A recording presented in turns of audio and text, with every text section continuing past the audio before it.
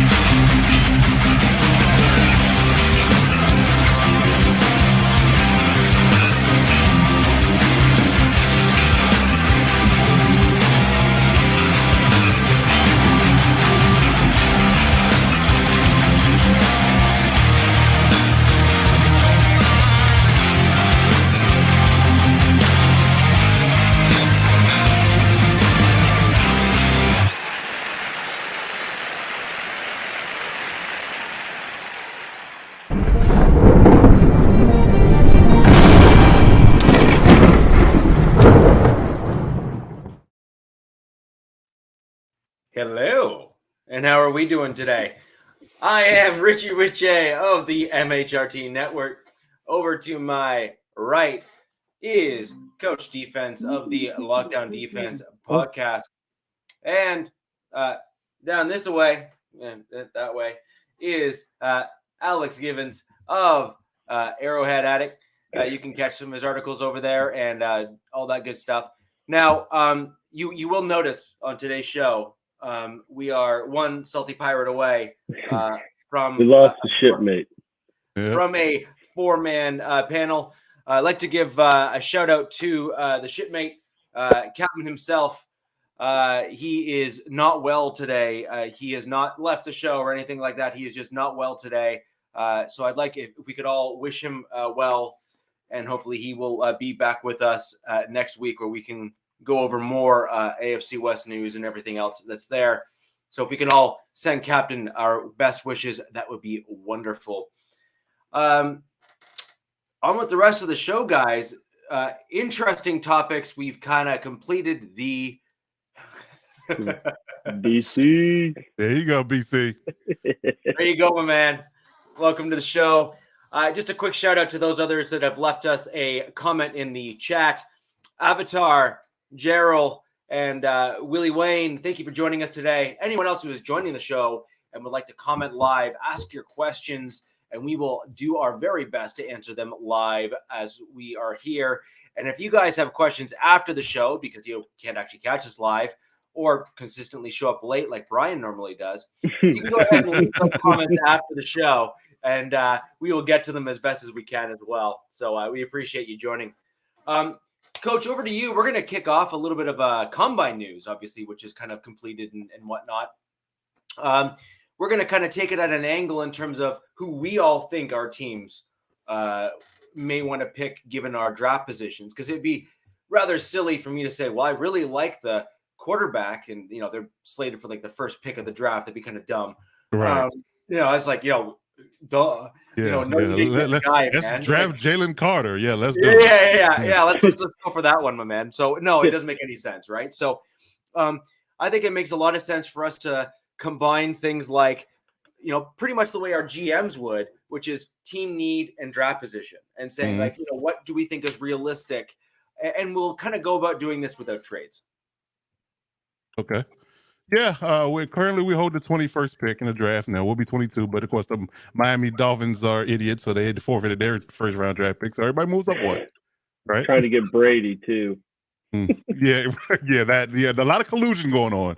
The reason why they lost their first round draft pick, right? Should have been more of a severe punishment in my eyes, but whatever. We don't get into semantics. But yet again, we picked at 21, and if I had to go top down, again, assuming no trades, no trade ups, no additional draft capital added, and things of that nature, I would say that for me, and it's been that particular mantra for me for a while, is that we need a wide receiver. First and foremost, like hard stop, full period, full send, whatever you want, whatever analogy you want to use on that particular statement. We need a receiver. There's some solid receivers in the draft. All of different body types, different skill sets, things of that nature. You get some flat out slot guys. You get some guys that can play both boundary as well as slot. Things of that nature. But for me, my dream pick at the moment right now, and it has been for a little while, is Jalen Hyatt. I think that a lot of Chargers Twitter have been high on Zay Flowers, but my concern about Zay Flowers is his size. Like, it's one thing to be short. I'm not gonna say short, but shorter. But it's also one thing to not be super, athletic from a vertical standpoint on top of that. So he's just a speed guy. He's a speed guy. He's a guy that, it kind of reminds me a lot of Hollywood Brown. Short in stature, very fast, straight line fast. But the one thing Zay has that Hollywood doesn't have as much so is right after the catchability and elusiveness. He definitely is just a shifty guy. You can almost equate or hearken him to the idea that he could be almost a punt returner on top of being a good slot receiver. But for me, Jalen Hyatt is 6 foot tall, plus 180, almost 190 pounds, 40-inch vertical, 4.40. Great in the slot as well as the boundary. I mean, I'm looking at it like this: like you tie him to Justin Herbert for the next 5 years because you drafted him in the first round. Let's giddy up. Let's go. Get up and let's go. I would, again, if we were forced to take Zay because Jalen was gone already, there's a possibility. But I would actually put the kid from Ohio State ahead of him as well. I wouldn't put I would put him ahead of it was Jackson Smith. I can't pronounce his hyphenated name, but Olave and Wilson said that dude's better than them. That's what they said, and a lot of analysts have said that as well. So yeah, I would say the kid from Ohio State as well, Jackson Smith. I can't pronounce his last name, his hyphenated last name, so I'm not going to try. I don't want to butcher it. Who he is. We know who he is, though. You don't know who he is. You can't afford him. There you go. There you go. There you go. 6 foot 198. He didn't run the 40. But he did everything else. He had a 10.5 broad, 35-inch vertical. So yeah, man. I mean, them two are my top 2 picks for sure. The JSN Network, BC. That's where I'm at. That's where I'm at. And the next need for me, a lot of people had doing this in first round and a lot of mocks is the tight end position. The tight end position is definitely a need for us as well. Loaded. Yeah, I mean, but again, that's the thing. You don't have to reach for it if it's loaded. That's what I'm saying. Because I got at least 5 on my list that are comparable and very solid, and guys that I think they have second round grades on them, or 2 guys in particular. First of all, I'm in awe of Darnell Washington. Darnell Washington is a bona fide stud. Alien beast. Yes. Like 6'7", 270 pounds. 4.6 I remember the first play of the game of the season, or maybe the first drive of Georgia's season. He caught this little out route and just casually hurdled this 6'2" corner. 10 yards. I'm just saying, bro. Yeah, that it shouldn't move like that. That's wild. Yeah, so I love Darnell Washington because clearly Kincaid and Mayer have everybody's attention as the top 2 tight ends, but give me Darnell Washington all day. Now, if everybody's in love with him, like I'm in love with him, he might go higher than we pick in the second round. So, following up with that, I like Sam Laporta from Iowa, 6'4", 249. And that Old Dominion guy. Yeah. Oh yeah. He is. Who's that? That's Zach Kuntz. Zach Kuntz. Yeah, that's him. Yeah. But the other guy I'm looking at, Tucker Kraft from South Dakota State. He's another beast. He's another beast. Strong. Him and Darnell Washington is super strong, super tall, super strong. Prototype body type for a tight end, 255 for Kraft and 270 for Washington. Yeah, like if we land those 2 picks, turn on after the draft, turn on the DC News and see if there's a man running down the street in Charger jersey. That's just all you want to know. That's all you need. Listen, find your local news for NBC, Fox, ABC, NBC. There gonna be coverage of a man running down the street in a Charger jersey, and there might not be anything else. This might be a long. I was gonna say, we're going to the club, dude. Frank the Tank, Coach Frank the Tank that day, baby. That's all I'm saying. Frank the Tank. So we free and in the wild. Hey man, you know, I'm a wild animal. I'm an animal in the wild that day. Sure. Yeah, I'm telling you. So so I think wide receiver and tight end, those are my guys that I'm definitely identifying the first 2 rounds. Now in the 3rd round, I'm looking at linebacker. Now which one? Huh? Inside edge, interior. Inside. Yeah. We keep it, all things remain equal. We keep in and not trading Khalil, and we keep Joey. Then we got our edges. So I'm looking for a middle linebacker because I think Drew Trek was going to end up going in the free agency. So there's a couple of guys I love, and there's a couple of guys I like, and I think that these guys are probably more of a top end of the draft. But I love them, and they fall out again. I might just be running in the street without the Chargers jersey if we land the guys I really want. However, I would say for sure that if we landed some guys in the name of because I think Deion Henley is probably the top athletic linebacker in the draft. I think he's a bona fide stud, and he backed it up again in the combine. He just ultimately was for sure, a head and shoulders above everybody when it comes to talent. It was just smooth. He almost had like safety and cornerback movement in his drill. So I love how how fluid he moves. But again, everybody saw what I saw, so I doubt highly he will be waiting until the 3rd round to be picked. But more practical picks would be Noah Sewell. I like Noah Sewell from Oregon. We didn't get Panay, but we can get his brother. That might be a good pick. Well. And a guy that I'm really in love with is D. Winters. And I've been in love with D. Winters since the college football playoffs. Like the amount of work he put in for TCU was amazing. And then, I thought he was a little undersized based on how he looked on the field, but he's actually 230 pounds, 6'1". I think he got a above 35-inch vertical, 4.6 40. I think it might be a little higher. It might be 4.5, and I'm going to verify that. But he is actually, where are you? I don't have him. Oh, here he is. 4.4 40. Excuse me. He had a 4.4 40. So, yeah, I mean, give me a 6'1", 230-pound running linebacker that can run 4.4. Yeah. So I'll sign me up for that in the 3rd round all day. Because I think that a lot of people kind of underestimate him because he went to a smaller school. A lot of these guys have more of a backing because they went to these higher schools. But I think that if we landed him, Owa Papaoi from Auburn, I think I like him as well. He ran a 4.3 at 225. Yeah, he's a good one. And I like that dude too. Yeah, and Henry Toto. He's another one. Henry Toto. He's actually from yeah, that's hey, I just called it like I said. I just called it like I said. Henry T, yeah. Toto. That's what we call him, Toto. Yeah. So he ran a good 40s where he got 4.6 about 228 pounds as well. So him, Owen, Henry, D, sign me up for any one of those. I mean, I think Jack Campbell's pretty good as well. He's pretty solid from Iowa.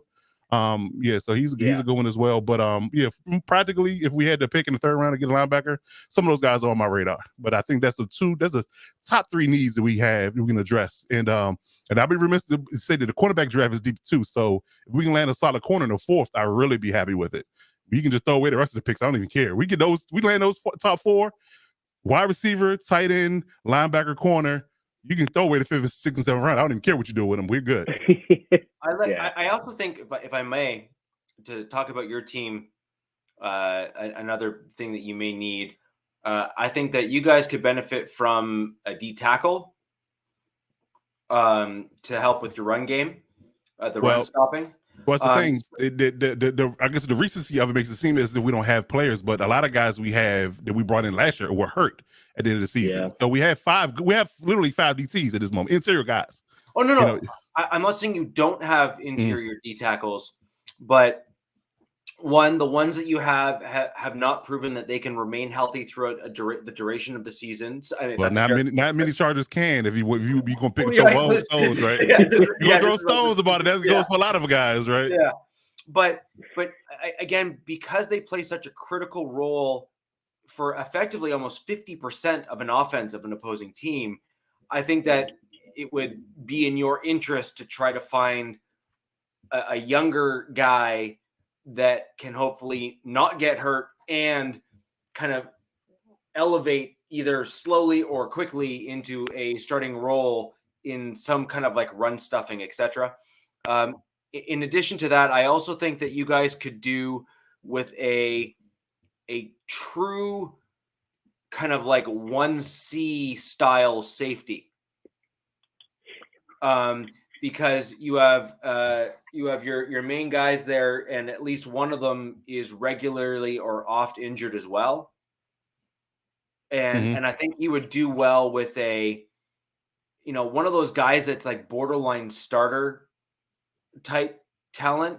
And I think that you can do really well with a guy in a draft who can learn behind the quality talent that you have at the safety position as well. So those are my two comments when it comes to the Chargers. I think you guys could also, maybe 5th round kind of stuff, 5th round, 6th round kind of deal. Yeah. I mean, it really just depends on how things shake out. But I mean, it's some guys that I feel like they're a little bit of a sleeper. Guys don't really have their eyes on it at this moment, and hopefully they remain sleepers and they last that long. Because I think us getting to Tito Ojanobi last year was a steal. He got hurt mid-season. I don't think we really got to see his full potential throughout the season because a couple of the top end guys got hurt, so he was allowed to play. And the moment he really got to play meaningful snaps, he gets hurt. So I think they're going to rely on a development of him along with Brendan bringing Frioko back. So he was a monster in the run game last year. So I think those two guys could ultimately, because they're young, be the future. So if you had to, rely on the development of those guys, I'm comfortable with that. But yet again, if there's a steal in the 5th round, once we address the needs that are glaring, I'm all for that. And from the safety spot as well, we drafted a guy by the name of JT Woods last year out of Baylor. Super fast, super tall kid. Just had a little bit of issue with tackling last year. I think it had a little bit to do with his ability to be stronger in the tackling game, right?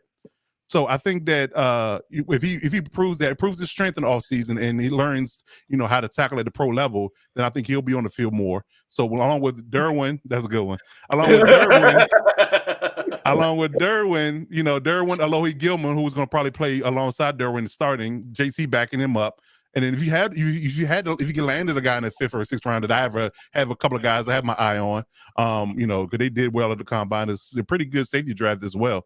I think that you could do yourself good by saying that it will. We can get that later on in the draft, but I wouldn't unless it's a guy that's just high on the draft board and he was a 1st round talent and he falls to the 2nd or 3rd round. Then I wouldn't take a flyer on it based upon the guys you have in house already. Buddy, what's happening, good guy? What's going on out there?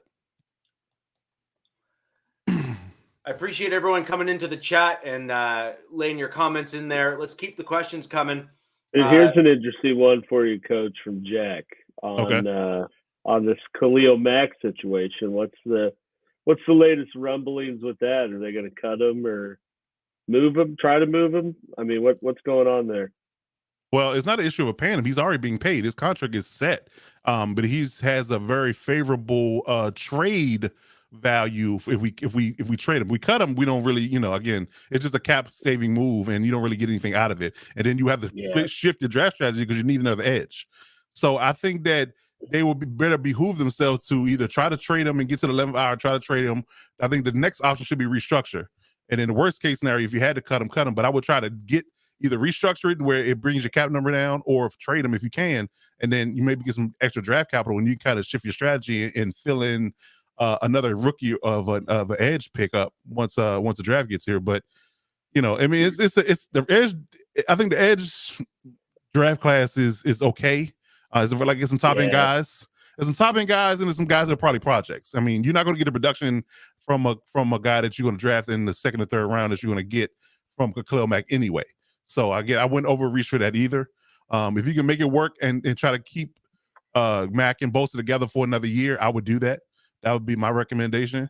And then address the needs that you have that are glaring in spots on the roster that need to be filled. I.e. your middle linebacker that needs to be filled.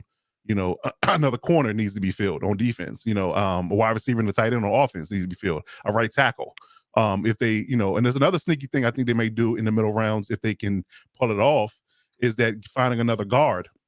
And maybe if they can't resign Trey Pipkins to a meaningful deal, they will move Jamari Salary out from left tackle we played last year to right tackle, and let the guy we pick up in the draft play guard, and then we'll have a younger and more healthy spry and healthy line come in this next season up in 2023.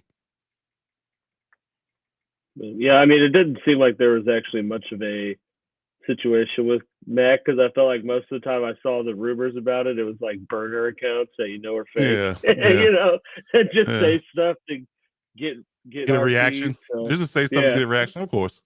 Yeah, you can't. Take it there with a grain of salt. Like I said, if you can make it work, like I said, that's why the whole rumors of Keenan Allen thing I didn't believe, because I think that you can fully restructure his deal the way it's worded at this moment, because he has a high cap. It's totally in reverse. He has a high cap number but a low guaranteed money portion of his deal coming up right here. So you just flip it if you want to keep him, and it brings the cap number down. We get underneath the cap, but we're compliant, and then boom, we can go back in and start over. But so I think you can do that with both of them, and because you plan on keeping them for at least 1 year, so you just guarantee their salary for 1 year, and you're gonna know what you're gonna get. You shirt up that position, and you have to worry about it. And you roll them out, and let's go play football. Yeah. DZ, I think that Lucas, I do. He's from Iowa, man. They overrate those guys all the time. I mean, tell me the last good edge rusher from Iowa. I mean, maybe Adrian Claiborne, and that was like for one game. Right. He had 4 sacks in one game, and that was his peak. Yeah. like that was it. Like I think he has kind of he's got the eye test, and he's in the right. Big Ten. And so the people are like, oh, he would have get the Big Ten. Yeah, the people in the combine were in love with him. I was like, I just didn't see it, and he didn't wow me. There was some guys that wowed me that didn't have the fanfare that he had, and I'm like, man, I think that's a reach. Whoever gets him, and they're talking about he going in the first round.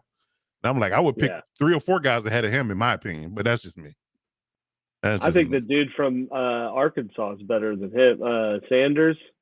But he doesn't. He's like smaller looking though. When you compare the two, he doesn't look like he would be that good. Right?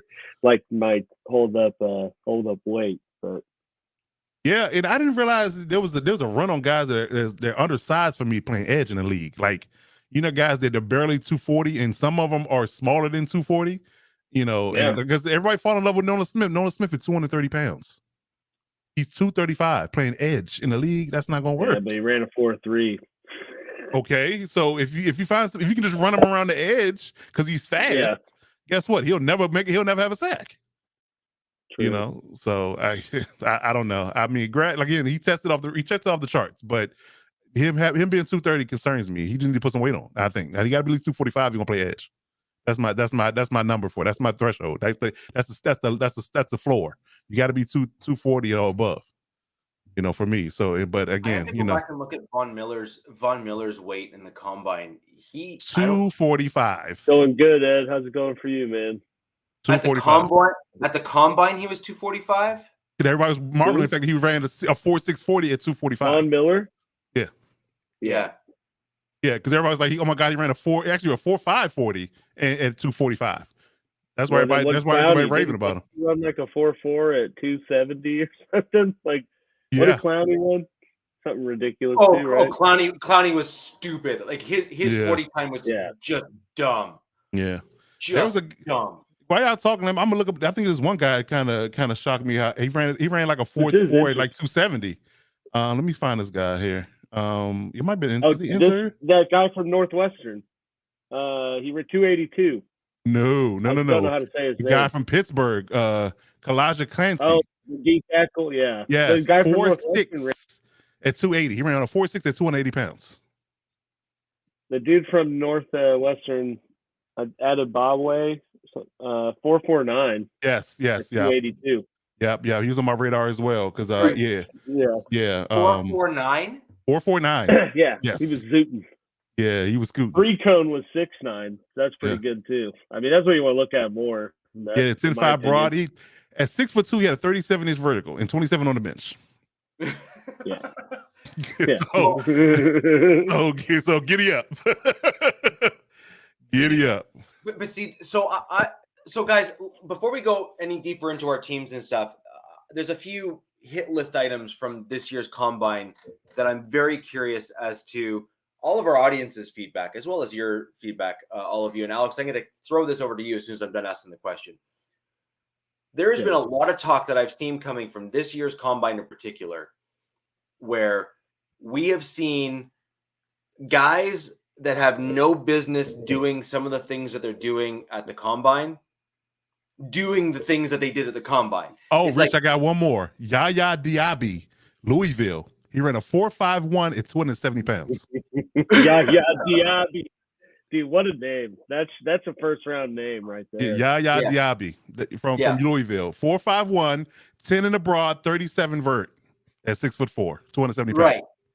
Right. So my point here is, all right, so Yada whoever that was, did all of these things that looks fantastic on paper, right?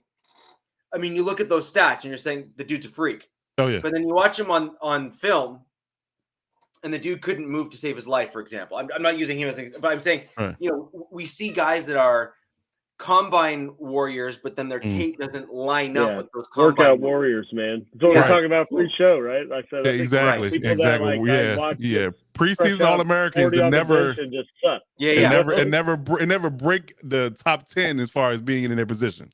Yeah, And so I guess what the ultimate question I have here is, what are the true values of the combine? Like, so for example, is it like what you said, Coach, for example, that inside linebacker, you saw him basically match the athleticism that you saw on tape? Is that really what the combine's for? Or is the combine now diminished because some of these guys have just been such chiseled athletes as a result of their college programs and high school programs now too, which I think a lot of people are forgetting, that high school programs, like, because college programs have become so robust, the high school programs now are starting to even middle school, man. What Jack said. Always take tape versus combine. Well, I agree, but the thing is that the combine holds such. There's always, let's put it this way: you and I both know, all of us know, that there's going to be some dude from the combine, because of some of their combine numbers, that at least one or more GMs are going to now put in like the second round. Oh, Anthony Richardson. Just I say was who we're about talking to say about. that. Anthony Richardson. I mean, let's put it out there. He's going to get drafted in the first round purely on his combine tape. He might get drafted like first. I mean, if somebody trades up for him, and listen, I don't know. I don't get it. The Falcons want him. But, I mean, like this is what we were throwing back and forth about me and Coach Kerr were throwing this idea about last night about where he should go, right? And I feel like the best landing spot would be for him is Seattle, because they just signed Geno to a 3-year deal. He can sit behind Geno for 2.5 to 3 years, and they have an out of Geno's contract after 2. So if he hits after the second year, you can move off of Geno and move him in. But under no circumstances, no matter where you draft him, you start him day one. That's a no-go.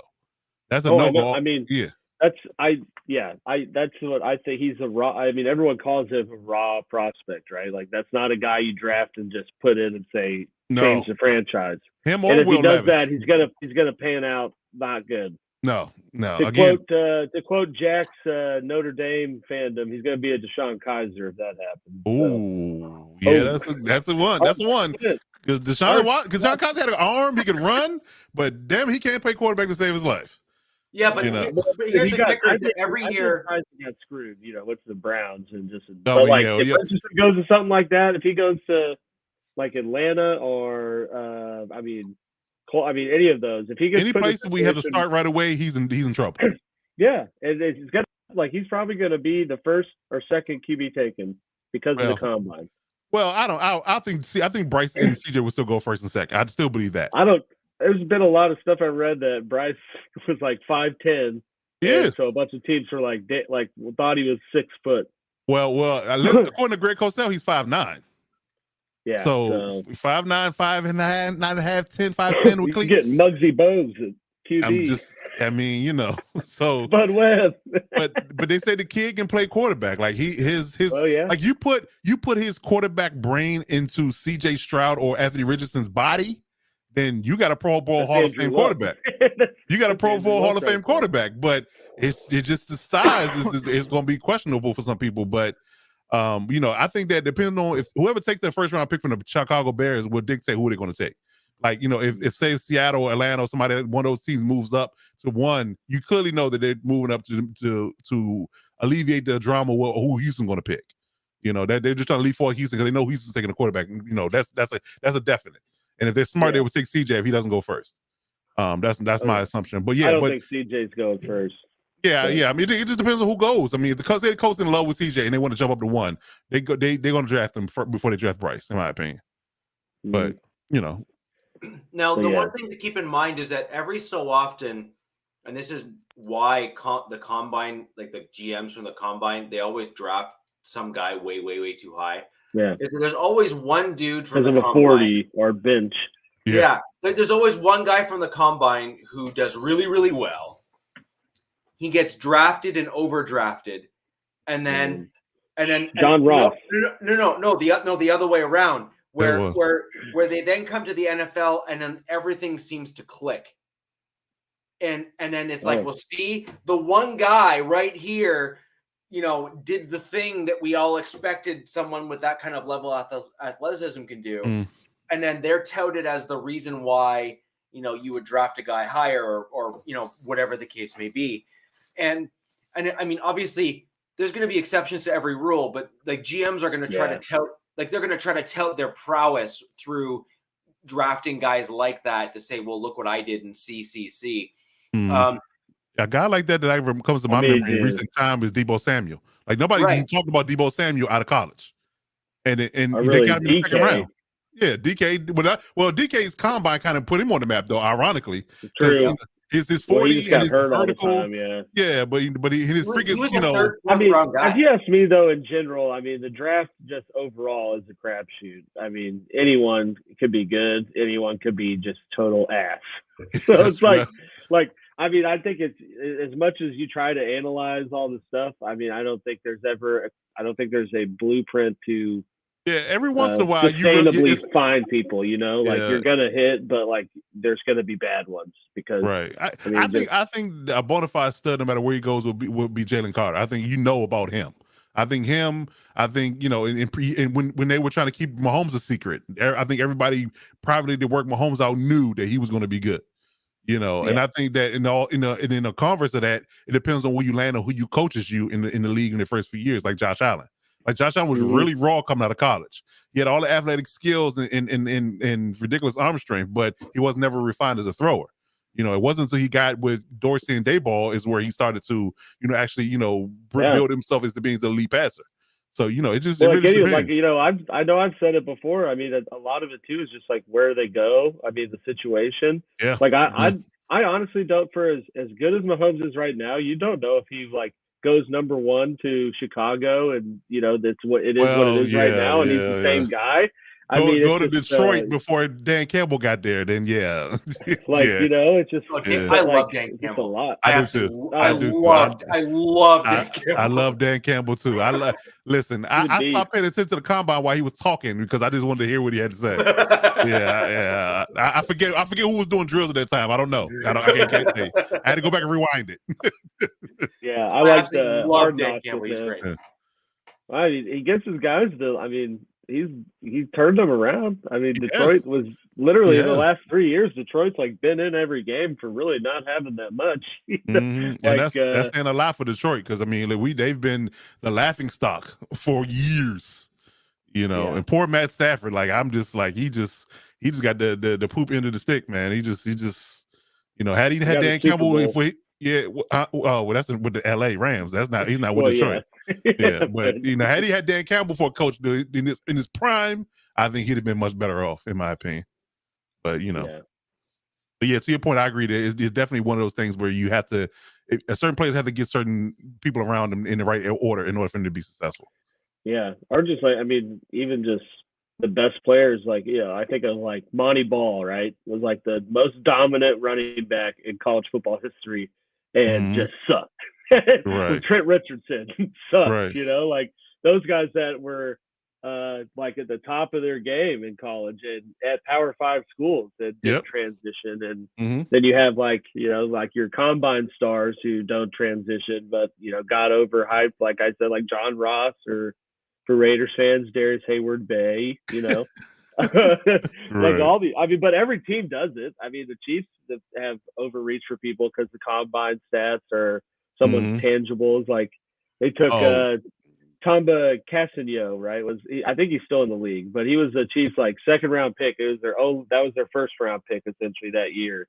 And they took him from Villanova because he was like 6'8", and everyone was like, "Well, this wingspan, like he's going to be able to set the edge and just be a dominant edge rusher." Terrible, know.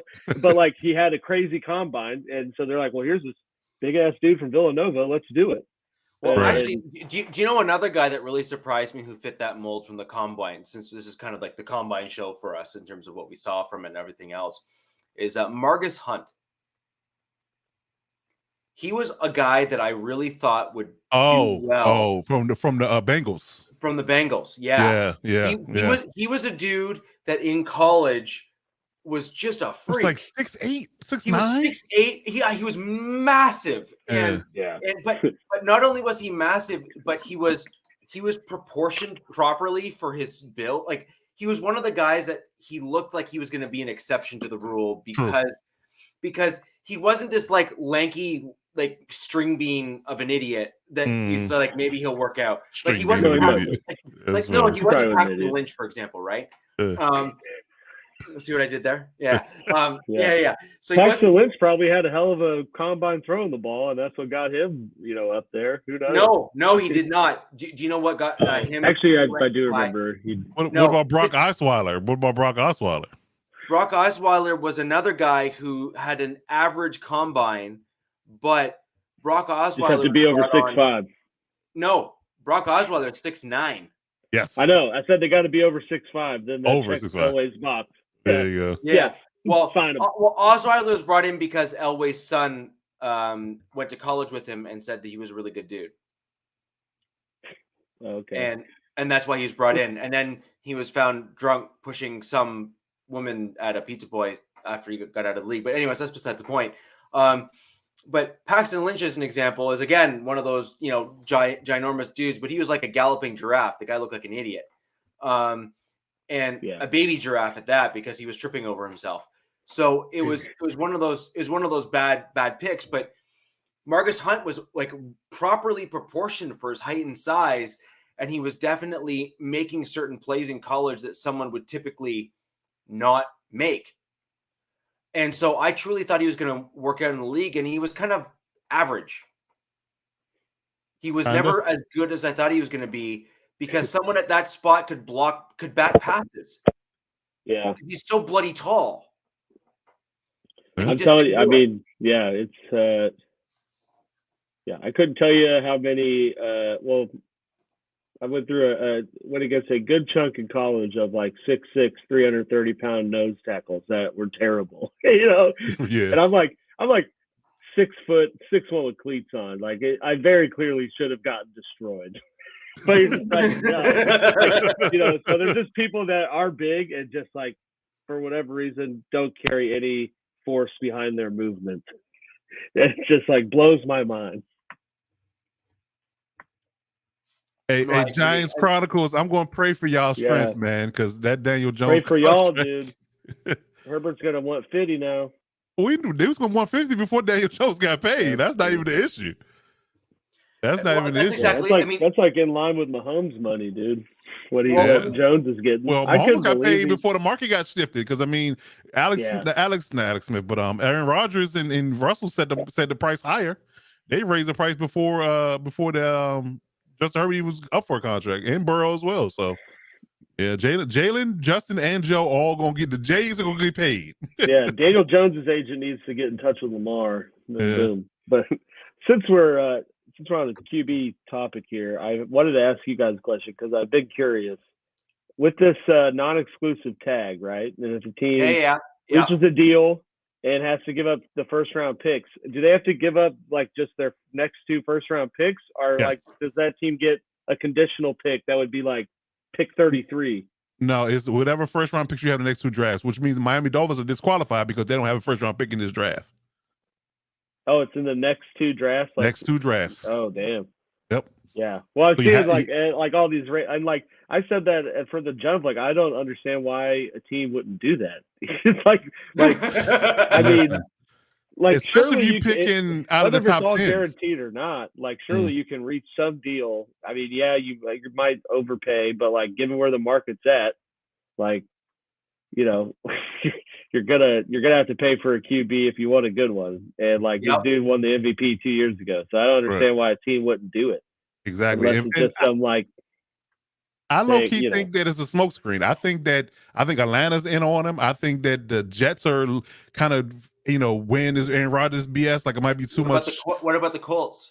I think the Colts want to draft. Yeah, I think the Colts want to draft because they haven't a high enough pick. Yeah, I think a high enough pick to get a good quality quarterback. But I think Commanders are a very interesting team for me. I sent you that article, right? That said Dan Snyder. There's a lot of rumors that Dan Snyder's final FU to the league is going to be trading Washington's future capital for Lamar and paying him whatever he wants, and then saying, "Buy my team." Giving him $200 million guaranteed, and he ain't got to pay it because he want to sell a team.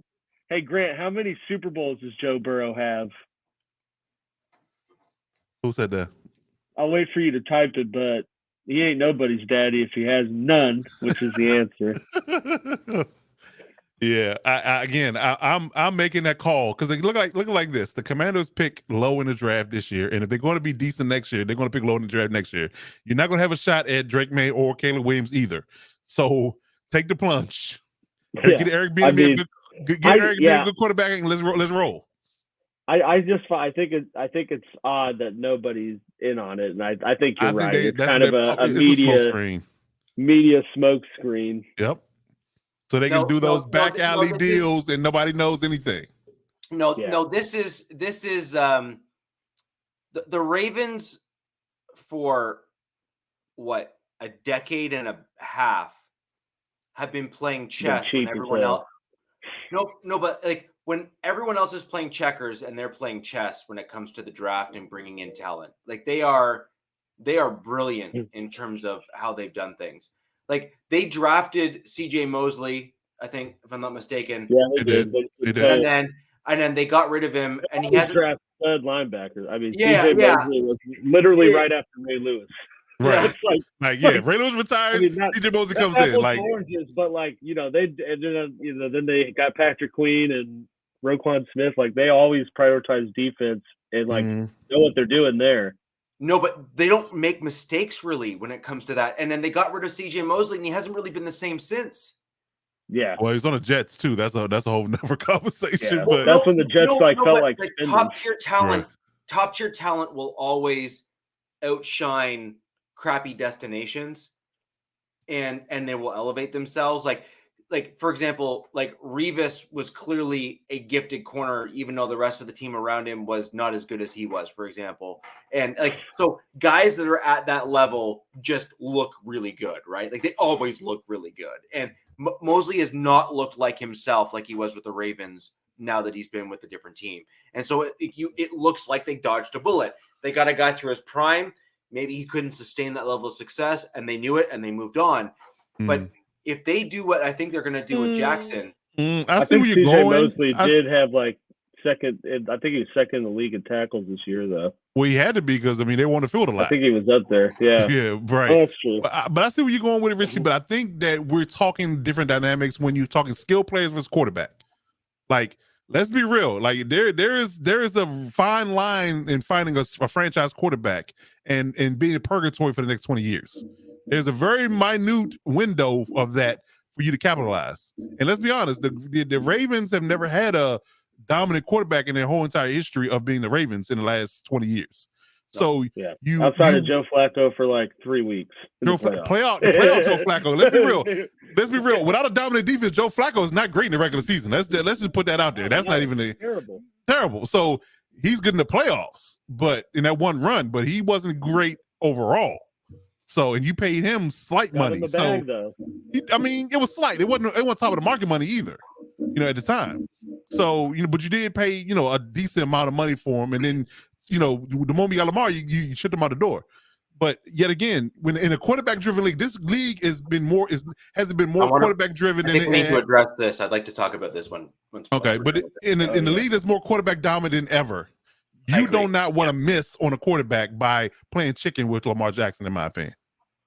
So I love this general comment here because I have a different take, and I'm super curious as to how many are going to yell at me for it. So probably me. That's great. I'm all here to just have someone try to use me as a digital punching bag, and that's fine. But good luck. So so when I look at this, I think it's really interesting. Is Lamar Jackson really the best opportunity for the Ravens to win? Yes. And here, no, here's my question. If you can get 2 first-round picks plus your first-round pick, so for a total of 3 over the next 2 years, or 4 rather over the next 2 years, if they haven't done anything with him yet, then are they not potentially looking at him and saying, we feel that he is holding us back because of whatever the question may be, and maybe they want to move on to somebody else so they don't have the same injury concerns with? But I totally disagree as well. They built their whole offense around him, like they clearly were like, I don't even think they did that well because they don't have a receiver. And when have they ever had a receiver? Well, that's because they realized, hey, all we really need is Lamar, a healthy Lamar and Mark Andrews, and we could put whoever the hell out on the outsides. And Mark Andrews, that's why they paid Andrews. Too. Well, yeah, but that's why they paid Andrews, made sure they had him. They always have 3 viable running backs, so because that's how they're going to run the ball. So, I mean, to me, it's dumb for them as a franchise to not pay him after they spent 4 or 5 years building their roster with the mindset that he's the QB. Correct. Because to me, that you're stepping them back to 5 years ago. Like, you got to rebuild again because you can't just go get someone else and imagine that you'll be just as competitive because you're taking out 80% of your offense. By getting rid of Lamar and putting someone else in there as is right now. But I think I understand.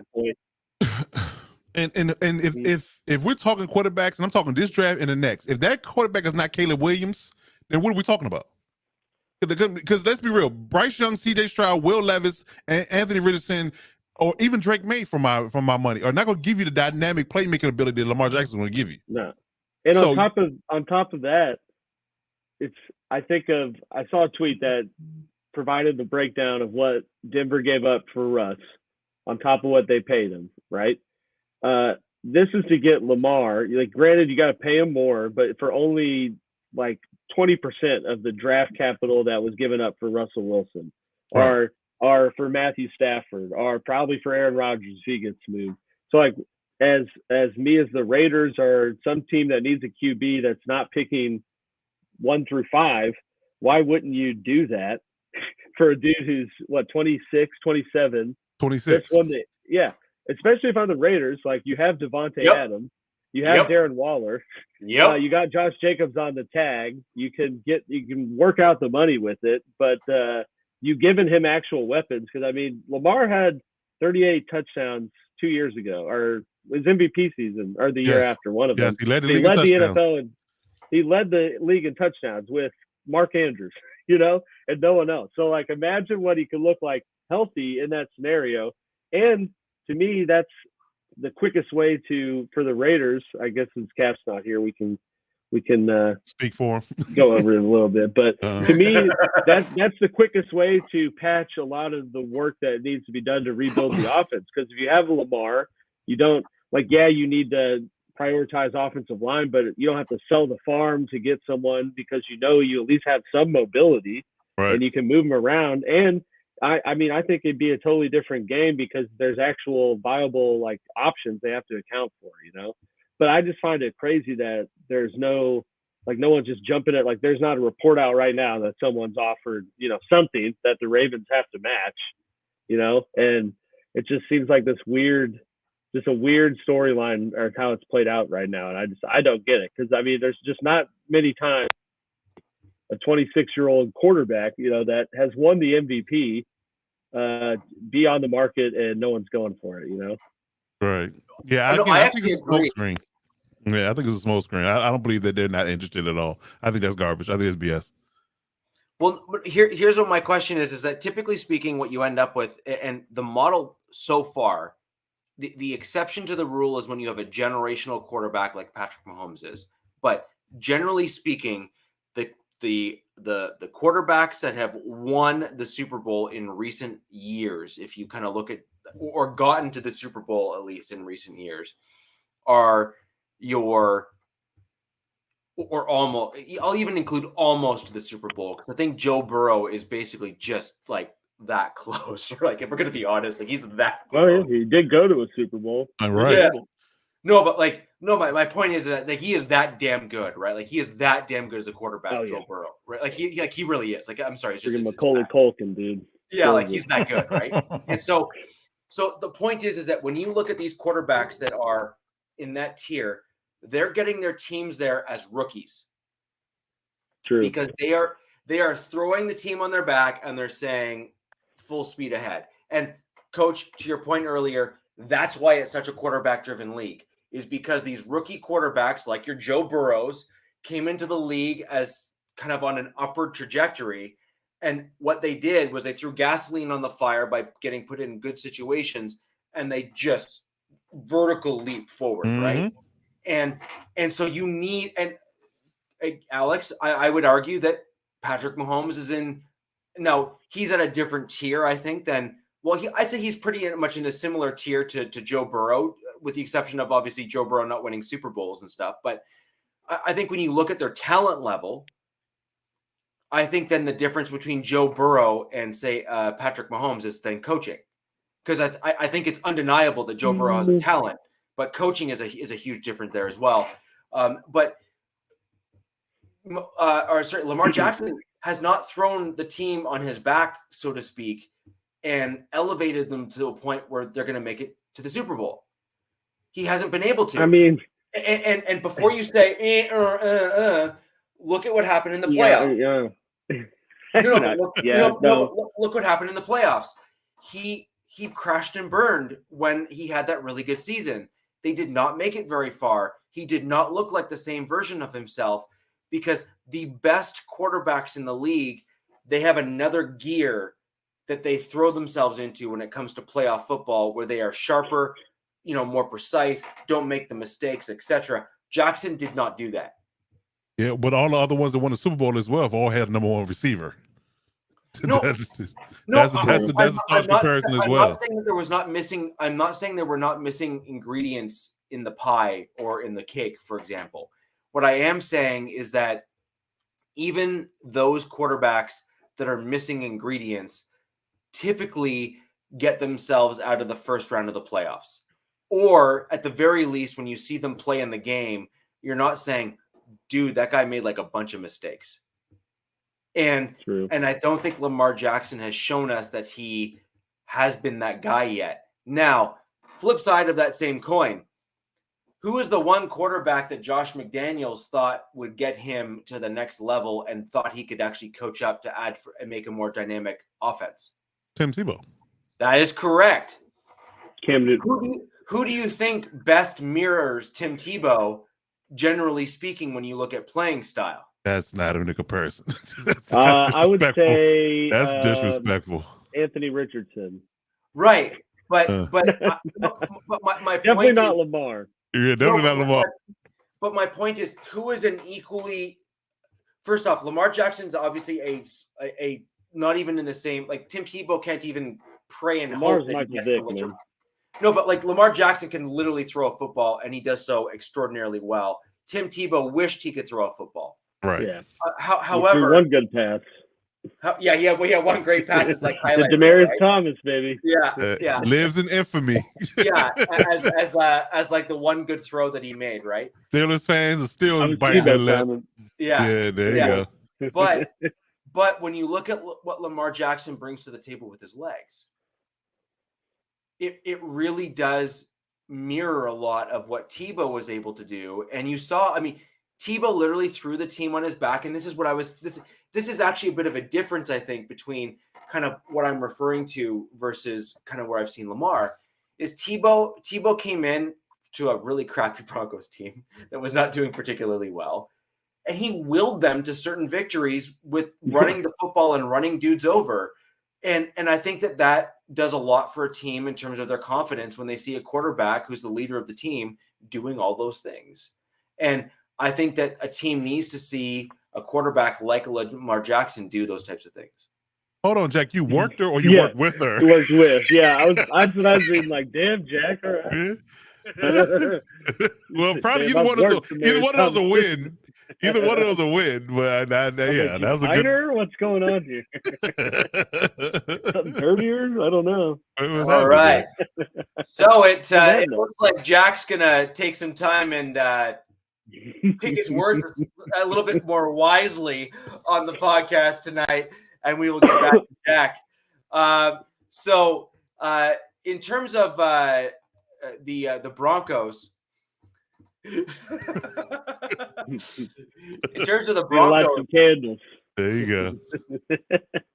There you go. There we go. Okay.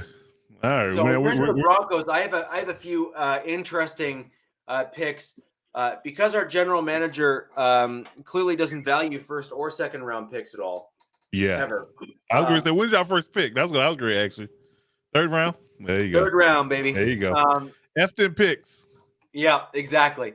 So I had some interesting picks here for our first 2 or 3. So we actually picked back-to-back in the third round. So we have some interesting picks. So we picked 67 and 68 in terms of our first 2 picks. And I have a sneaky suspicion that we're going to be trading away a bunch of players in, coming out of the combine, because obviously the combine is both for looking at draft prospects and making backdoor deals. And I suspect that the GMs all had some talks, and we're probably going to start hearing some pretty quick trade deals coming out, soon. I think that the Broncos are looking to try and acquire a second-round pick for Courtland Sutton. I think they're also looking at potentially trading away Garrett Bowles and bringing in Calvin Anderson as a full-time left tackle. I think that's probably their end goal. I think there's some other things in place. and so I think we're looking at some second-round picks potentially coming into the Broncos as a result of that. But given the parameters that I set on the show, I'm looking at a few players. So I have Steve Alvia from TCU as a guy that I think would be an D tackle. So he's a left guard is what he played at TCU, but he also rotated in at center, and he played a little bit of right tackle as well. Now it seems that all the athletic guards kind of just like were thrown over to right tackle because a dude got injured in college, and that seems to be kind of what happens. Alvia for me is an interesting prospect. He ran a 5'2", 140. He has 9.25 inches in terms of hands. His arms are 33 inches long, which is actually a good length for kind of that interior position. And he's 6'4", 332, which is a great size for a lineman. And then the other thing that I really that's another Moody. Yeah, that is another Moody. And you already know how I felt about Moody. Like I love Netani Moody. So the T-Rex. Yeah. Well, what I liked about Alvia is that you can probably pick him up closer to our 4th round pick or in the 5th round, because I think he'll slide a little bit. But I don't think he'll get him much past that. He can fill in at center or guard. We have some questionable. We will likely not retain Dalton Reisner, but you never know.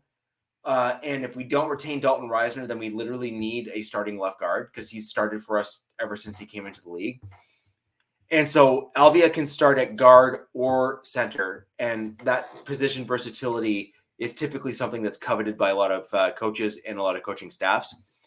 And he has some really good technique, particularly in the passing game. And Peyton is a little bit of a shift for the Broncos in the fact that he likes to pass first to then run, as opposed to run to pass. And I think pass pro will then be prioritized as a result. Coach, like you, I also have the Broncos needing an inside linebacker. And I think that an interesting, versatile guy, and because we pick so late in the draft, because, F them picks, is DeMarvion Overshone as an inside backer. He has unique size, and he showed out some interesting athleticism and showed a little bit of that on tape, but needs polish. So I think that he'd be a great guy to rotate in and eventually take over in the starting role. To put things in perspective, he's fast. 4'5", 228. Yeah. He's got a lot of the athleticism. With the right coaching and other things, he's got 32 and a quarter arms. He's 6'3", 229. So we'll round up and call it 6'3", 230 just to kind of make things easier. That's a great mix between size and speed. And he showed some coverage ability. And in some of those athletic drills, Coach, we were talking about that before the show. The athletic drills that are not 40 times, he did very well in as well. And for that kind of, mobility, that's a really rare mix for a guy like that. And he also is well proportioned, which should help in both run and pass. I agree with DZ in that a lot of these prospects have wild names. They do. And reminds me of a Key and Peele skit, right? Right, East West Bowl. Got 12 packs, terror spin. Yeah. Squeeps. And I have another guy that I want to throw out for the interior of the offensive line, Cody Mott. Dismo Funyuns. God. Homeschool. Yeah. So, Alex, I want you to do me a favor and look up Joe Tippmann. He's another guy that I could see the Broncos picking in the third round at the top of it. He literally looks just like you. Tippmann? Tippmann. T-I-T or Pitt? Tippmann. Oh, like the paintball gun. All right. Yes. He literally looks just like you. Everyone, I encourage you to literally look up Joe Tippmann. That's Tippmann. Yeah, I'll give you that. He literally looks exactly like Alex. Like it's really interesting. Avatar says I look like the Broncos OC, or maybe he's not the OC anymore, but the guy last year. Yeah, you did look a lot like him as well. But this guy, hey man, this guy's 6'6", 313. I'd take it. Yeah. Hello. So, he's another guy that I think we could take, Joe Tippmann. And then the other one is Cody Mauch, Mauch. Again, Cody is very similar to Steve Alvia in a guard offensive center role. I really think we're moving on from Cushenberry, and we really do need someone that can fill both sides. And I also think that because there's a legit chance that we're moving on from Dalton Reisner, we're going to need both center and guard. So having that position versatility, I think, is going to be incredibly important for the Broncos. And Jemmy. Kingdom McCringleberry is my favorite, dude. Absolutely. Between him and a double to triple pump dance. Yeah, that's oh, I got flagged. and shout out to Jamal Williams, because he got flagged like 3 different times this year for excessive sexiness, is what they called it on the camera. And I die every time he gets flagged for his touchdown dances. It's great. It's great. Jamal Williams is a treasure. Yeah. So before I get into the defensive speech. Oh yeah, my bad. Sorry. Before I get into the defensive pick, I do want to address Jack's comment here. Yeah, I really think that it was a great pick. My only challenge with Sean Payton isn't the fact that I didn't like him as a pick, because I mean he's a proven head coach. It's just one of those things where you can't really argue against that. I didn't like that we continued to give up draft capital, and I am a huge proponent of the fact that we need depth on the team and we need certain positions, because some of our positional players are aging and they're not doing well.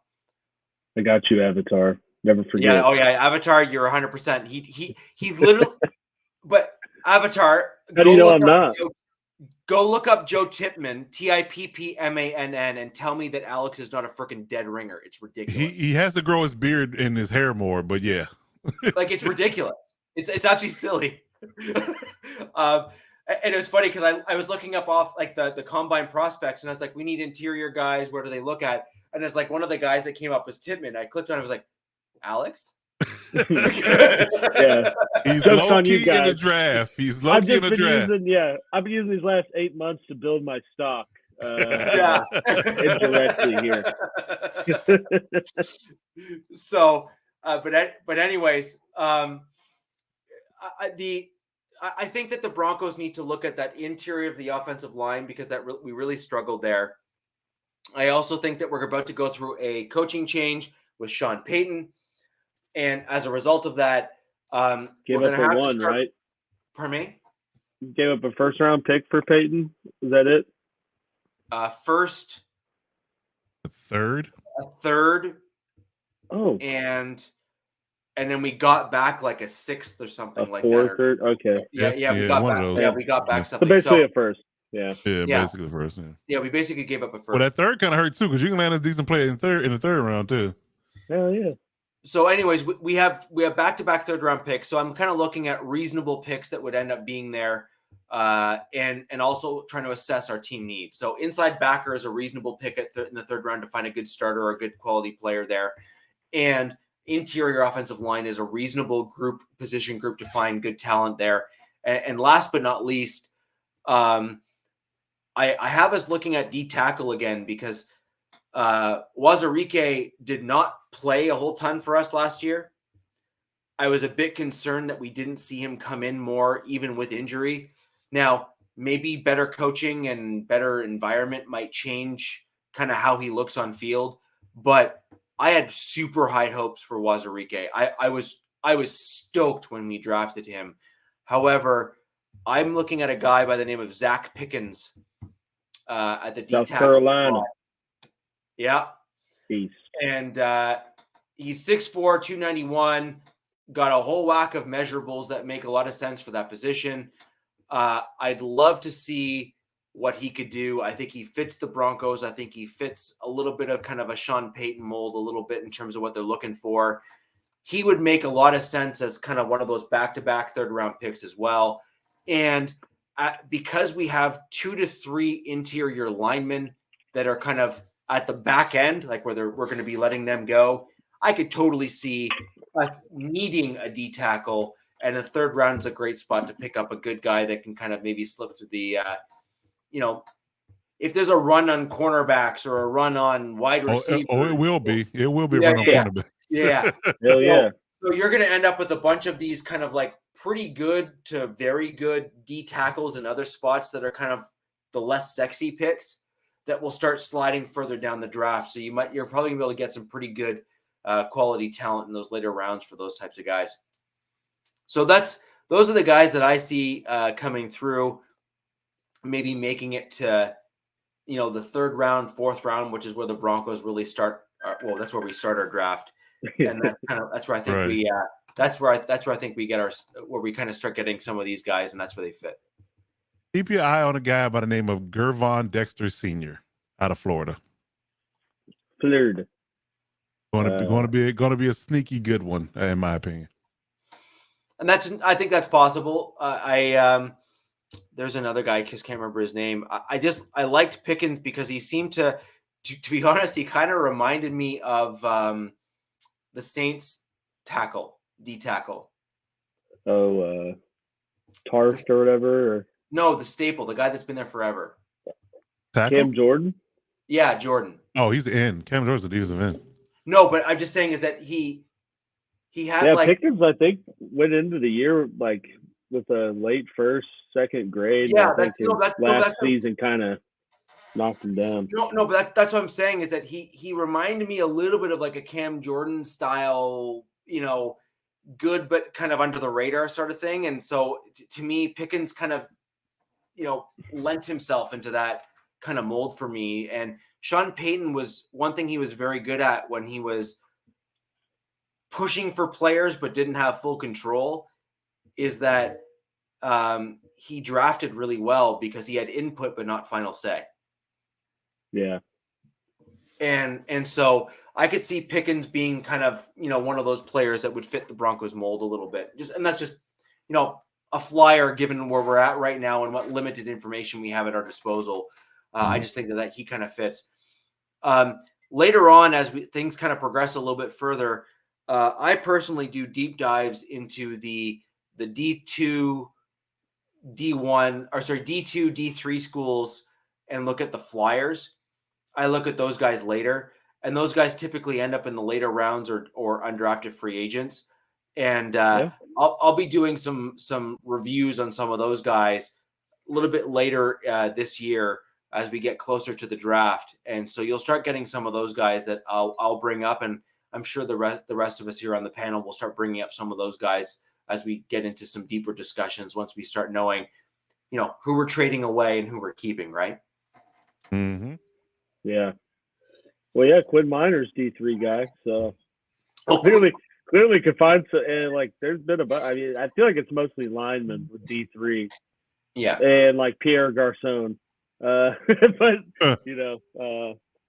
you can definitely find some maulers. Yeah. So if you guys have any questions for me about the Broncos, aside from the fact that we have a new head coach, which we did cover a couple shows ago already, leave those in the chat and I will do my best to answer them as quickly as possible. To keep the show moving, though, Alex, throwing it over to you and your Kansas City Chiefs. Bringing it in, baby. What are your thoughts in terms of where you think you're going to end up given your status and where you're at? And you have a fair amount of picks actually in this draft. I think right now, I think anticipated 12 with the compensatory picks and everything else. So it'll be a lot. They have, first, second, third, and then I think like 2 4s, 2 5s, and I think they'll get another third sprinkled in there. Probably, especially with where I was kind of going, thinking about this, it's going to depend on what they want to prioritize, which I think will be somewhat dependent on what they decide to replace with the not franchise tagging Orlando Brown. And expected, I think they have, I don't think it's official, but I think they have let Frank Clark know they're releasing him. Yep. So, I mean, two big holes, and key contributors on the edge of both sides of the ball. So I think, that's where kind of my focus is on early target. And I do think with the draft capital that they have, they're going to use a pick. I think going to move up from 31 or try to at least. Yeah. They usually trade up to move up because I mean, they can't pick 12 rookies. You're not going to have 12 rookies on the roster with the amount of rookies they already had, and like they don't really need. They got a lot of people back, and from everything that I've seen, is the mindset is to bring back pretty much the same receiving core that they had this year, with Juju. They really like Tony and kind of plan to have him be the wide receiver one, him being healthy. So I don't think they're going to prioritize wide receiver as much as I thought initially. However, if they don't reach an agreement with Juju or someone like the Bears throws a stupid amount of money at him because he's like one of the highest, probably highest free agent receivers out there, I could see them doing that as well. But I really think that they're going to kind of wait and see. And I think looking for a tackle or an edge more than anything. But I see them also replacing one of those in free agency or making a trade for someone. So either way, I really think the biggest priority is going to be edge. And, if they're, let's say, not trading up, the two biggest guys I would look at based off of the combine stats, a little bit of how they were before the combine, but then added to their, clout, I guess, with what they did at the combine. But for me, the tackle would be Darnell Wright, the guy out of Tennessee. He's not like he's 6'5", 330. He's not the biggest, and he is a natural right tackle. But so was Orlando Brown coming out of college, and Chiefs put him at left tackle. But he has a very similar style, body size and measurements like Orlando Brown. And I mean, had pretty good intangibles. Is a pretty good tackle overall. And Will Anderson, probably the best edge rusher in this class, said that he was the best tackle he went against in college. So I mean, it's got to be something.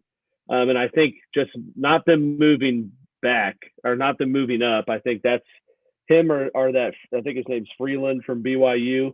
Probably be the two that would be there if they're picking at 31.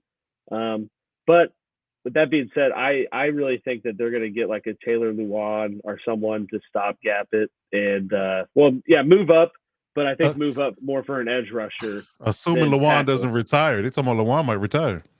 I mean, yeah, I don't. I read a thing about Tyron Smith too, but that dude is a beast, but is old and gets hurt. Very injury prone. So, it's gonna be interesting, but I mean, they've already gotten rid of two big contributors at left tackle and one of the edge rushers. So I mean, they're gonna spend early capital to replenish that. I just don't know if it's gonna be like let's just draft, a bunch of them and see because they do that sometimes. Like I think last year he drafted like 4 corners and they ended up cutting 2, but it was like, or maybe 5 corners and they cut 2 of them, but it was like we needed corners. So they just went crazy on it. And I see them doing something similar. So like last year's draft, traded up, got McDuffie, surefire corner that you knew you needed to upgrade. But then in the later picks, I'm talking, 5 down, spent 4 or 5 of those on corner secondary guys as well. So I see them doing something like that. Yep. So I see them doing something similar, especially because they got 12 picks. And like I said, they're not going to do that. So it's either an edge rusher or a tackle that they're going to trade up for. That's our guy. You plug in, he's going, barring them getting hurt. And then I think you see them later probably invest a little more in the D line because I think outside of Frank Clark and Chris Jones, there was one returning person. So and Karlaftis. So I mean, they're going to have to get a lot of D line, both edge and interior. But I think as far as early, that's what they're going to prioritize: left tackle and an edge rusher, and then later just kind of draft what's best available. I mean, Veach always kind of drafts just random dudes. I feel like that nobody's really projecting to him, but it's someone he's been watching since the Senior Bowl, and at least up to this point, he's been pretty good on hitting with his picks. So you got to kind of trust the process with that. Right. But yeah, I mean, as far as I guess edge, I don't want to butcher his name, but the dude from Northwestern, I kind of fell in love with him. Just call him Addy. Just call him Addy. Yeah, Addy. Addy. But I mean, dude has great measurables, and the thing that I like is he kind of fits I think I said last show, Spagnola has a very clear idea of what he wants his edge rushers to look like, and it's 6'5", 280, and not guys that are known for speed. And this guy is, I don't think he might not be 6'5", but I mean he's 282, ran 4.49. I think kind of fits what Spags will look for, and it has the athletic tangibles to at least be good. So I think if they stay at 31, he will be in that realm, barring his stock kind of blowing up because of his combine. But I do think there's a lot better edge rushers in front of him that'll keep him kind of down in the late 20s, 30s.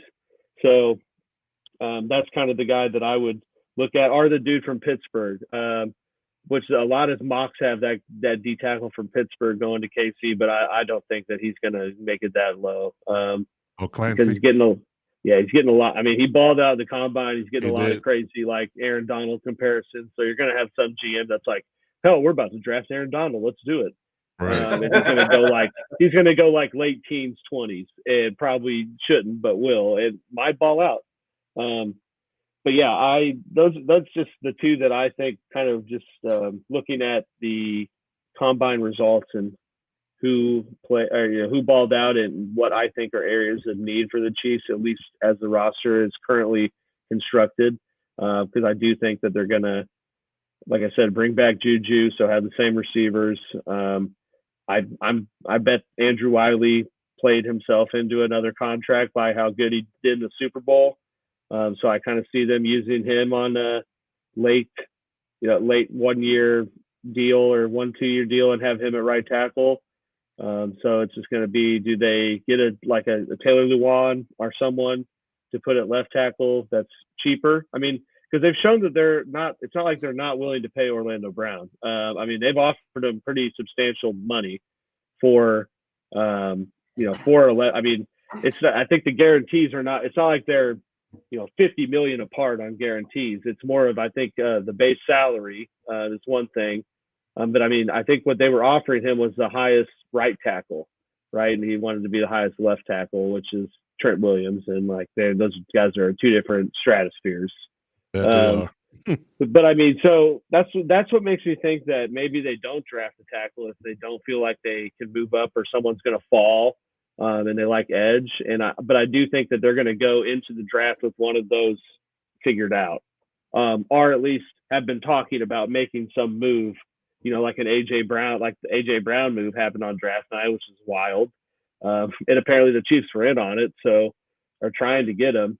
So I think that they do make a splashy move to fill one of the holes on the edge, whether it be defense or tackle. Of course, they've already been linked to DeAndre Hopkins and Derrick Henry and everyone else. So we're just going to make it a giant super team this offseason, I guess. But it's like the Chiefs are always rumored for anyone that goes on the block. Like Rodney, or I guess his name's not Rodney Anderson anymore, Chosen Anderson. They're like, Chiefs, he's going to go to the Chiefs. He'll kill it. And I'm like, why? Why does everyone got to go to the Chiefs, man? Like, go to the Bengals. Right. Yeah, I don't think Henry goes to the Chiefs, to be quite honest. Yeah, I don't think he leaves Tennessee. But there's like odds. Chiefs are like third in the odds for it. But like, again, it's like, I'm pretty sure just puffery burner accounts saying like, oh, Titans are shopping Derrick Henry. And I'm like, I mean, I don't know who would trade anything. Like, I mean, he's bound to fall. As much as I love Derrick Henry, he's not on the young side. He's bound to fall off a cliff at some point, and it's going to be hard because it's running back. There's nothing gradual with that. Especially with a specimen like Bijan Robinson coming out in the draft, you don't spend a high capital on Derrick Henry. Well, and someone asked earlier, it might have been Ghostman, but someone asked earlier, and I thought it was interesting. I wanted to bring it up, but I kind of forgot. Talking about the Chiefs winning with Pacheco, right? Guy they drafted in the 7th round, and I asked do we think that will get teams to kind of diminish the draft value of running backs in general? Are like, will that deter more teams from spending early picks? But no. I mean, I think you've already seen that already. I mean, outside of like your outliers, you don't see a lot of running backs in the 1st round. So the short answer to that is no, and I think you're going to still end up with teams picking running backs in the 1st round. And I think the reason why you're going to get teams picking running backs in the 1st round is not every team has Kansas City's offensive line, and I think I think a lot of fans, when they look at a team like Kansas City, they're like, well, they have Patrick Mahomes, so they're great. Look, Mahomes is a generational quarterback. I don't think any of us can argue against that at this point. However, what we all need to also remember and understand is that when they paid Mahomes, the first thing they did after they paid him was they ran out and they brought in all of the offensive linemen to make sure that they kept him upright. And so I think it's really important that when we look at Kansas City's success, is that they put the right pieces to help keep Patrick Mahomes upright and successful, or at least as successful as possible. And it was after the Buccaneers Super Bowl. They're like, right. We need and Alex, as I'm sure you can at least, I think you'll agree with this as a general comment, which is part of the reason for Pacheco's success is because the Chiefs went out and got the linemen that they got. Right. And I mean, Andy Reid, I think, also is a committee approach to a lot of degrees with running backs, and so I think it also helped that the start of the year they had Edwards-Helaire, who they did waste a 1st round pick on, but then they also had McKinnon and Pacheco, so it's like he didn't have to. But I mean, not every team's in that situation, right? Where there's teams that need a running back and need to give him 20 plus carries a game for their offense to work, or their schemes to work. And the Chiefs aren't, that's not how the Chiefs play. That's not how Andy Reid sets up his offense. So I think it's kind of apples to oranges comparison. But what I thought was interesting is that I would say, as a whole, a lot of teams devalue running backs as it is. I mean, you don't see. I feel like it's rare that you see a running back get a good second contract, and if they do, it's not all guaranteed. But I feel like you see a lot of guys that ball out on their rookie deal, and they get tagged the amount of times they can, and then they go sign somewhere else, and just like Gurley or Devontae Freeman. I mean, like all these guys that were good when they were on their rookie deals and then just fell off. And like you look at Zeke, right? Like they spent an early draft capital, I think even traded up for him, and gave him a fat deal, and he's definitely not the same. So I think you just see a lot of teams do this committee approach and just take, like I said, with KC's strategy, I think like look to take more running backs later and hope that one of them pops off rather than take one running back super early and pray that you didn't just F up, Well, actually, I actually think that the better approach is to do what the Titans did, which is they took a just athletic freak in Derrick Henry, who but even then they had DeMarco Murray, so it's like you didn't have to go immediately, No, but let's be honest. DeMarco Murray had a flash in the pan season with the Cowboys, which is great. But I mean, he is not Derrick Henry. No, they might even have Chris Johnson too. No, but like Derrick Henry is like.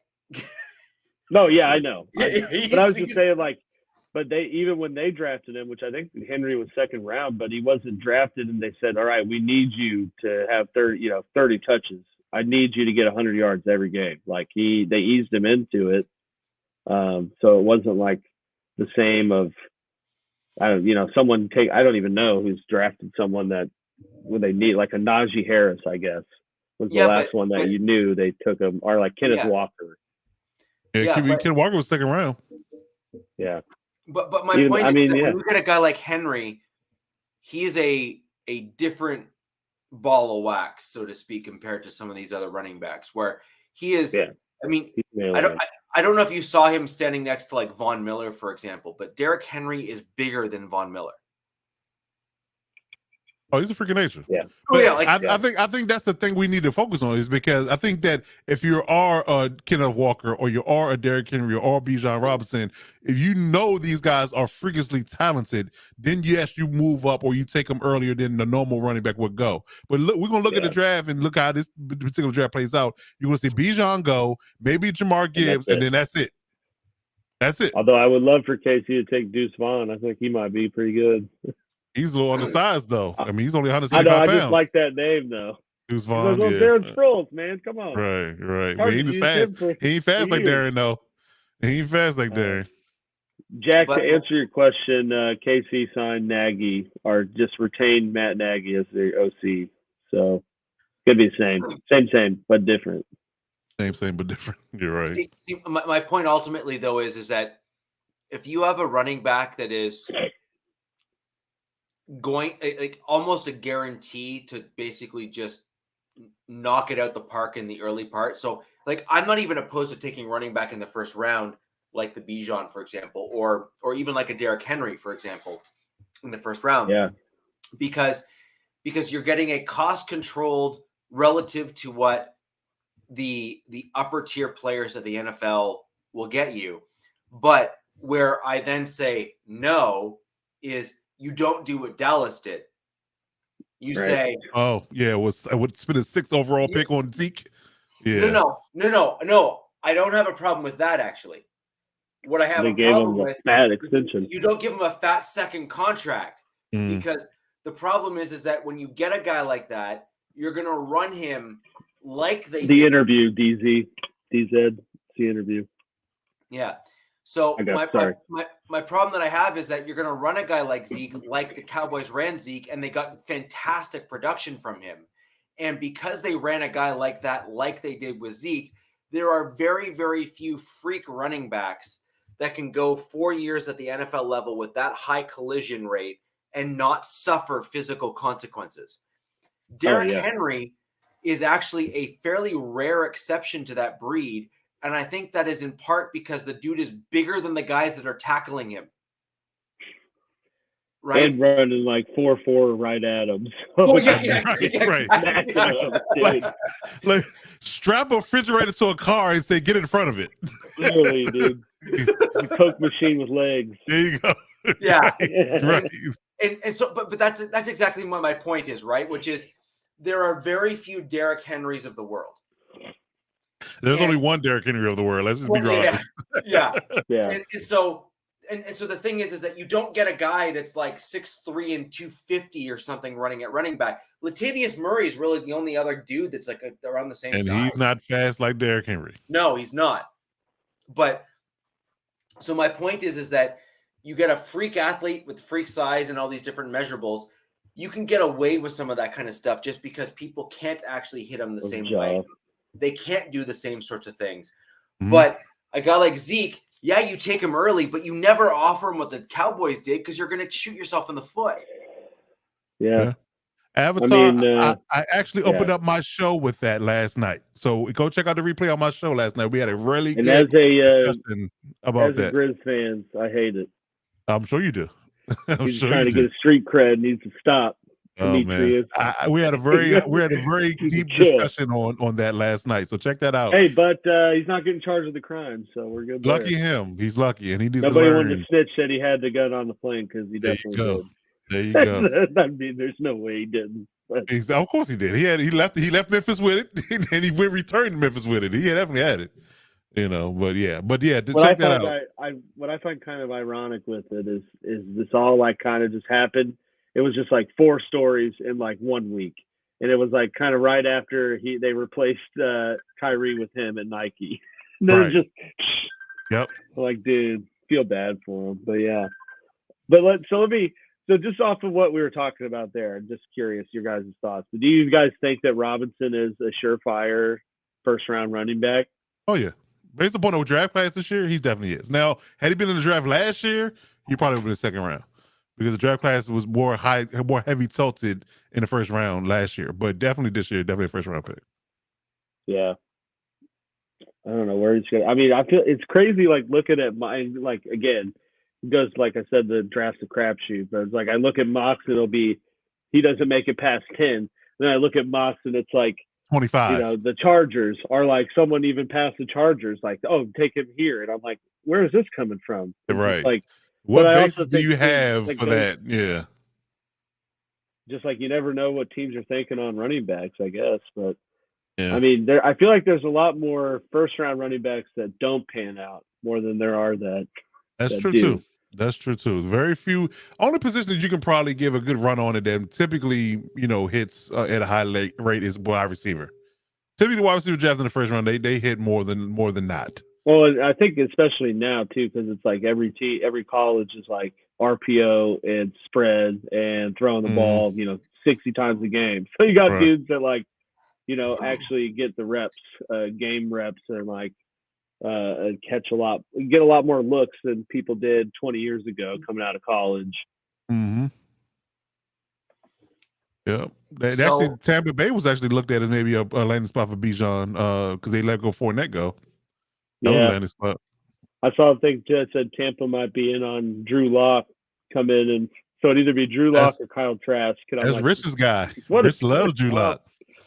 I also saw a thing, Rich. I needed to share this article with you. I think I sent it to Coach, but it was Matthew Berry, right? And he was talking. It was like he prefaced that none of it's news, but it's like this is what the 27 things I heard at the combine just from shooting the shit and drinking after every day. And then, a few were talking about Broncos stuff, and one was saying that. That Javonte Williams he's more injured than the Broncos let on. And there's like really growing concern that he might not even be back for next year. And if they get someone like a Kareem Hunt or someone who's on this, a free agent, that'll be your tell sign that Javonte's not coming back. And I didn't know if you had seen any, with your insider connects. I didn't know if there has actually been any traction with stuff like that, or no. There's definitely traction. Javonte tore multiple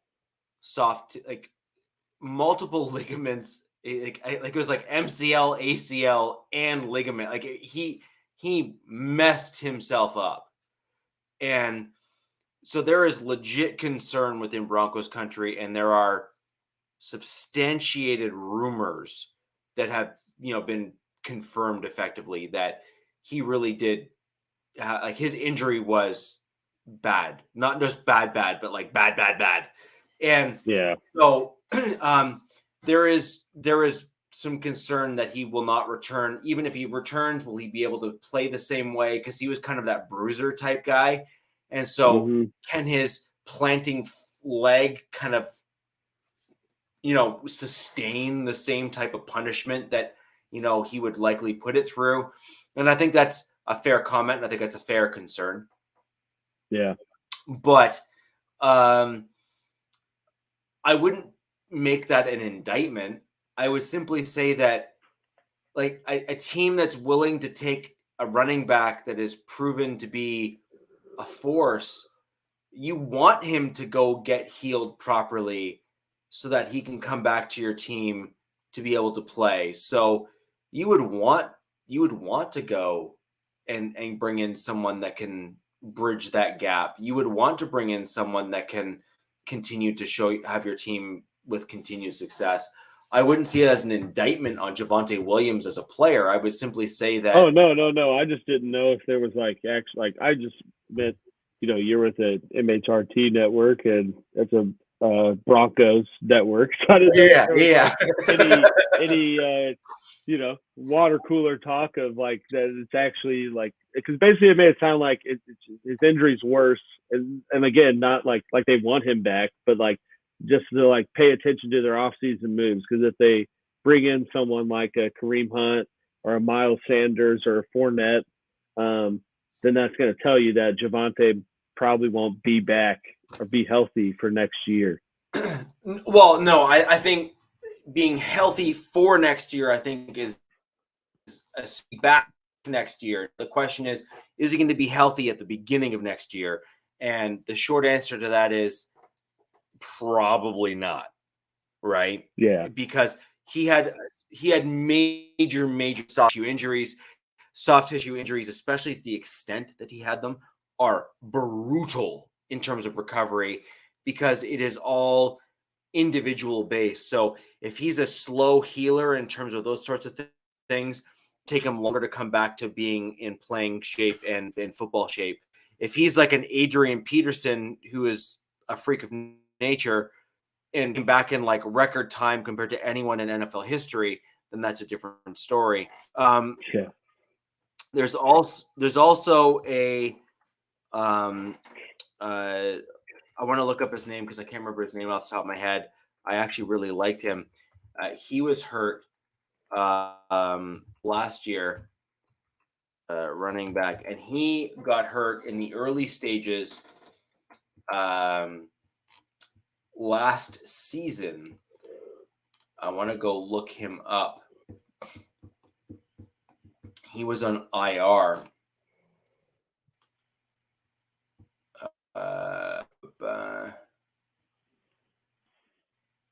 Where is the running backs? Demaria Crockett. Oh yeah, the zoo guy. So yeah, so Demaria Crockett. For those who are not Broncos fans that are still with us, I appreciate you still being with us here and keeping us on the show. But Demaria Crockett had a bit of a stretch when he kind of came in as a fill-in where he was running real well, like real well. And he was a great running back. He had some great mix of size and speed and that sort of thing. And he was kind of that pure running back guy. Like, he wasn't necessarily a pass catcher, but he did it well. But he's a big, he's a big dude. He's like something like 6 foot or 6'1" and like 230 or like it's something stupid like that.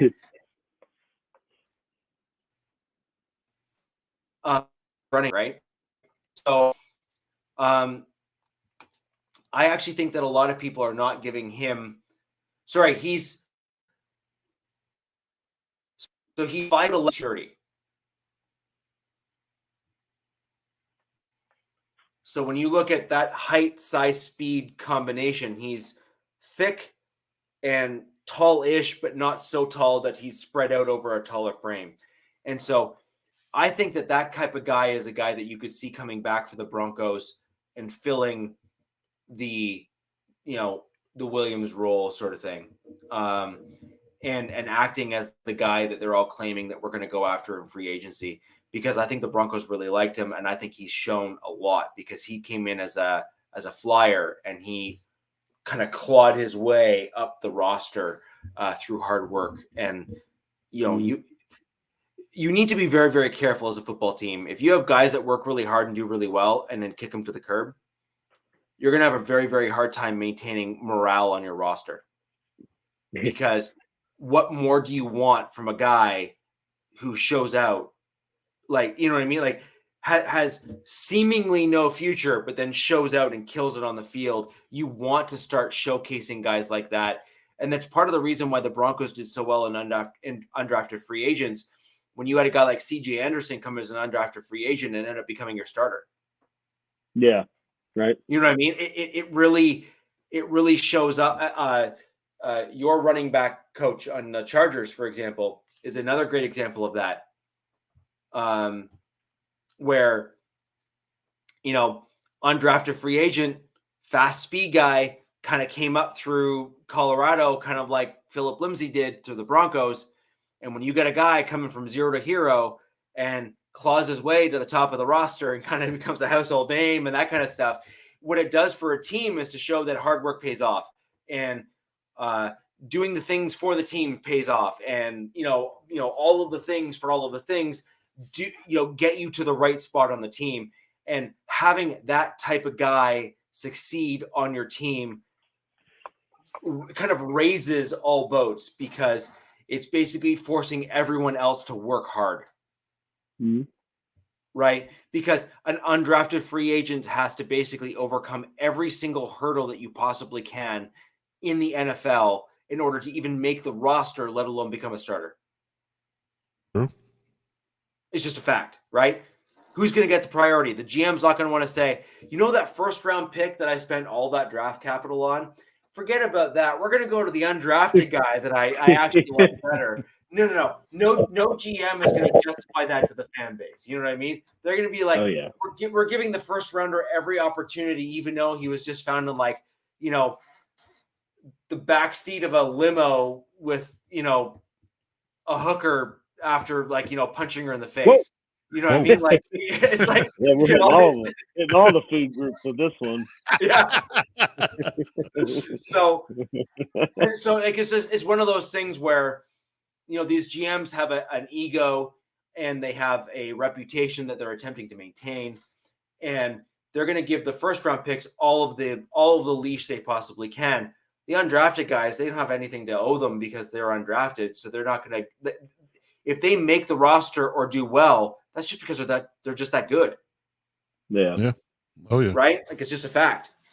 And so the Broncos have actually had a long storied history of diamonds in the rough that we have got as undrafted free agents. I mean, an absolute just mile-long history of finding legit talent as undrafted free agents.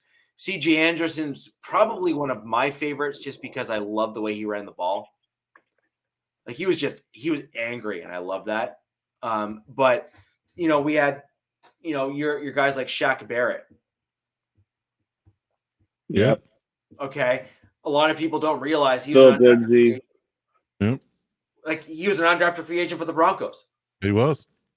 And so the Broncos have an absolute massive, long storied history of finding just legit talent in undrafted free agency. And we've been doing that for years. Now, if only we could actually hit on first and second round picks, that'd be wonderful. But, but Just undrafted free don't agent draft. fans. Just wait till the UDFAs come out and then you pick. There you go. That's Yeah. your formula. Yeah. They say we defer all of our picks till the pool is Right. Yeah. So everybody's, over. yeah. So We are the you vampires. go ahead and make your mistakes in the first and second round. We don't need you. Give me a UDFA or two, and we're going to roll it out and win a Super Bowl. Yeah. So, anyways, guys, that's going to do it for the show today. There's been some other AFC West rumors. I do want to wait for Captain to come back to really address them. I think that's important. Yeah, I want to hear what you got to talk about Derek Carr going to the Saints. I want to hear that. Yeah. So The new mayor of the Bayou. So for all of you Raiders fans, I do want Captain's input on this. Yeah, I did try to get into a little Raiders Lamar talk, just because I wanted that. That was fun for everyone. Yeah, true. So I mean, well, Cap already told us he's going to be the QB, right? So he did. So with Cap not being here, I did want to wait on that, guys. For all you Raiders fans that are joining us today, thank you for sticking with us, for basically listening to every other team's news except your own. I think I just want to give kudos to you. Yeah, absolute kudos for you guys to stick with us. Jack, Ed, and all the gang, all the you Raiders fans, guys. I really do appreciate it. But Jack's at least curious and asks questions about everything. That's true too. Yeah. Well, Ed does too. Jack just likes to converse. Ed's fantastic too. Yeah. But as we look ahead to next week, I do want to get into the Derek Carr news, guys. I think we're going to go right into that and kind of talk about what that means and how that worked out, because it clearly looked like a flipping the bird to the Raiders, if I'm going to be honest, because they were trying to trade for him. He said no, and then he basically said, "But I'm going there anyway." You get no draft capital. You got no draft capital for you, my man. No soup for you. Yeah. So, I think there's a little bit obviously to unpack there that I think is important to talk about, and I want all the Raiders fans and Jack to kind of comment on that as well. And we're going to have some additional news because we're going to start getting free agent rumors and stuff like that coming over to the course of next week as well. So, guys, until Here's next the thing, week, though. Do we think Aaron Rodgers is moved by next week? Yes. I think No. it's still going. No. Yep. Okay. No. I'm with Coach. No. We'll see. No. Matter of fact, pay attention to my show tomorrow morning at 11 a.m. for the 30-minute lockdown. I'm going to address Aaron Rodgers and his drama. There we go. Aaron Rodgers and what drama? All of it. Yeah, just him breathing. The dude breathes drama. I don't like where you breathe. Yeah. Okay. Something about your face. I just want to punch it. Okay. Well, guys, Right. we are going to be back with you next week to give you more AFC West news and around the AFC West in terms of what we think is going to happen, draft capital, where trades are going to end up. We're going to have some. I think that the AFC West is going to start making some big pushes, because I think there's a lot of hype last year that didn't play out to where our teams wanted it to. I think we're going to start seeing some tweaks and shifts to try to really push our division forward. Until next week, guys, where the West Side is the best side. Peace.